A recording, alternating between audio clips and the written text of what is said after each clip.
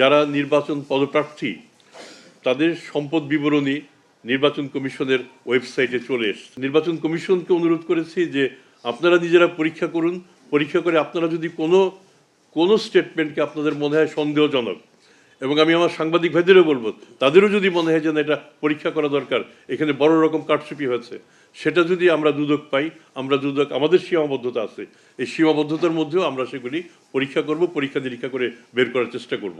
এই বছরটা খুবই গুরুত্বপূর্ণ, আমাদের সামনে নির্বাচন। এই নির্বাচনের সময় এর আগে আমার মনে হয় তৌহিদ, আমি বোধহয় এটাই বলবো যে এর আগেও আমরা বলেছিলাম যে এই নির্বাচনের সময় মানে আমাদের অবৈধ অর্থের একটা ফ্লো তখন বেশি রকম হয়। আমরা আশা করবো এবার কম হবে, কিন্তু জোর দিয়ে খুব বলা সম্ভব না যে হবে না। তাহলে সেক্ষেত্রে আমরা কি করতে পারি? আমি এখানে আসার আগে প্রথমেই কথা বললাম নির্বাচন কমিশনের সাথে যে এখন যারা নির্বাচন পদপ্রার্থী তাদের সম্পদ বিবরণী নির্বাচন কমিশনের ওয়েবসাইটে চলে এসছে। It has become a public document. তো কাজে এই পাবলিক ডকুমেন্টে অ্যাক্সেস সবার আছে এবং আমার র্যাকের যারা সদস্য তাদেরও আছে।